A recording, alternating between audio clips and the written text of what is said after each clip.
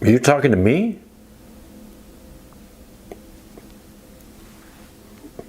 There's nobody else here, so I guess you must be talking to me. Are you talking to me, punk?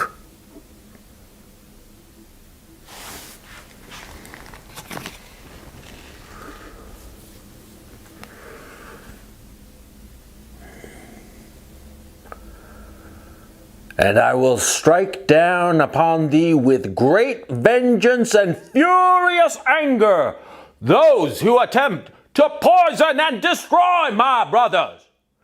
And you will know my name is the Lord when I lay my vengeance upon thee. Shit. Stupid fucking thing. Of course, you know, like on camera, like every goddamn prop ever made just breaks down. What the fuck? You know? And I gave a great performance and the fucking prop left me down. Okay, let me try it again. It's like really angry, like, you know, Sam Jackson just wasting some, you know, popping the cap and some, there we go. Shit. Ran out of rubber bands. Anyway, this is a rubber band gun. I got it. Really cool, isn't it? Okay. I don't know if you can see it there. Yeah? I feel totally cool. I've been like walking around with it all day. I feel like the ultimate badass, you know, with a balsa wood rubber band gun.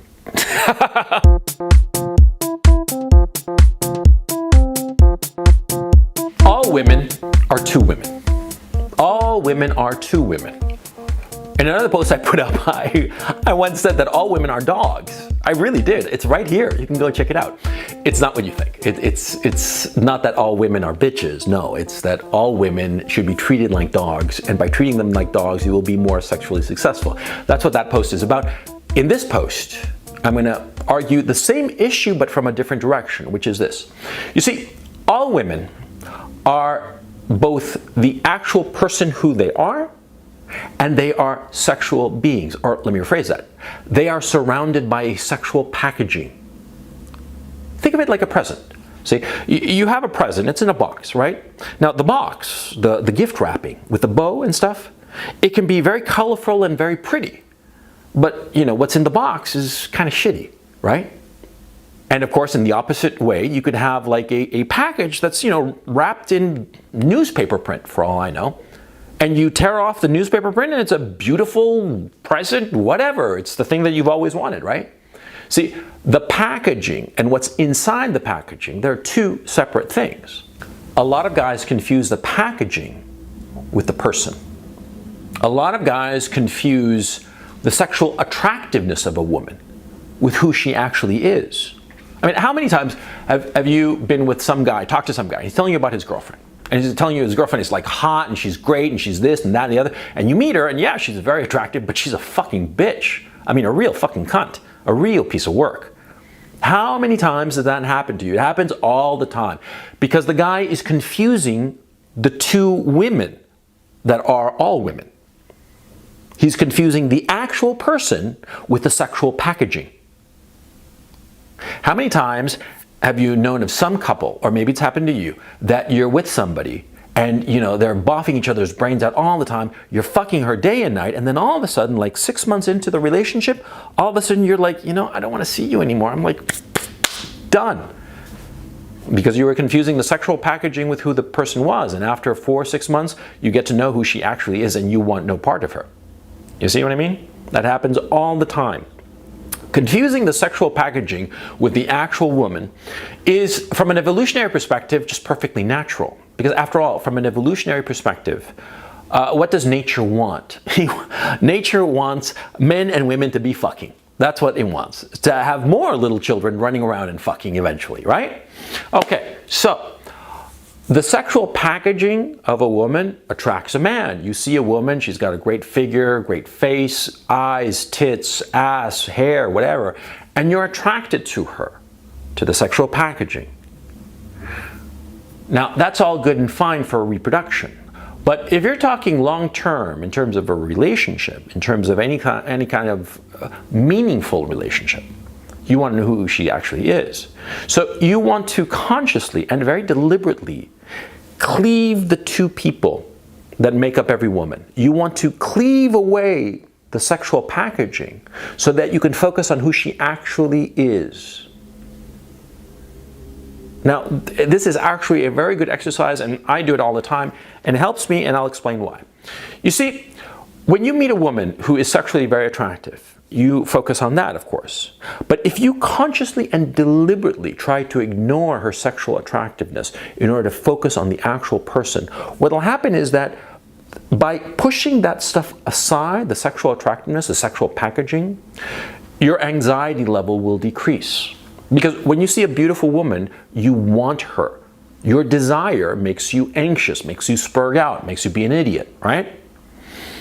If you consciously and deliberately set aside that aspect of the woman and just focus on her as a person, ignoring how sexually attractive she is, your anxiety will decrease. You won't be spurging out like you normally do, like I do, like every guy does. You'll start to spurg out less and focus on who she actually is and get to find out if you actually want to be with her. Because there are lots of women that they're all good and fine for a one-night stand, but you don't want to be around them long term. But the problem is that, see, if you allow the sexual packaging to overwhelm you, you're going to get screwed. You're going to find out later that she's awful, and maybe she got pregnant by you and you're fucked. You know what I'm saying? So it's very important that you do this for two reasons. Number one, to be more sexually successful. Because by setting aside her sexual attractiveness and focusing on her, you'll be less spurgy, more natural, more attractive. You'll do better with the woman, right? And by setting aside her sexual attractiveness and focusing on her, you'll get to know her. You'll get to know her as she actually is. Okay? Think of that girl you know that you really like her, but you don't find her attractive at all. I mean, we've all had that friend. That girl we know, that she's great, she's smart, she's fun, you tell jokes and everything is funny and you like the same music and the same TV shows and all that shit, but you just don't want to sleep with her. You find her just a great person, right? And what happens inevitably? She's crazy about you. She's absolutely over the moon over you. Okay? It happens all the time. It happens all the time. It happens because you're focusing on the person. Paradoxically, see, this is what women want. They want the guy to focus on them as people. Women need the sexual packaging to attract the men, but what they really want is for the guy to be focused on them, on the real girl, not the sexual packaging of the girl, right? It's really fucking funny. In a very real sense, the sexual packaging gets in the way of the relationship. It attracts the guy, but the sexual packaging makes him nervous. Nervous enough that he spurgs out. Nervous enough that he doesn't focus on the woman, he focuses on how hot she is. You see? See the tragedy of the situation? Now, see, deliberately setting aside desire, deliberately ignoring the sexual packaging, it's actually, if you want to think about it, it's the basis of one of the great religions on earth, Buddhism. Now, think about it. What is Buddhism based on? Buddhism is based on the notion that if you ignore desire, you will be happier. The basic mechanics of Buddhism is as follows. If you have desire, if you want something and you don't achieve it, you'll be unhappy. Therefore, if you eliminate desire, you will never be unhappy. And therefore, the opposite of being unhappy is being happy. That, in a fairly grotesque way, is Buddhism. Eliminate desire, and you will be happy. Well, I don't really agree with Buddhism, but in this case, I completely agree. They are completely in the right. Eliminate desire. Eliminate noticing the sexual packaging, and focus on the woman, and you'll do fine. You'll get the woman, ironically enough. It's a lot like chopping logs. You ever chopped a log?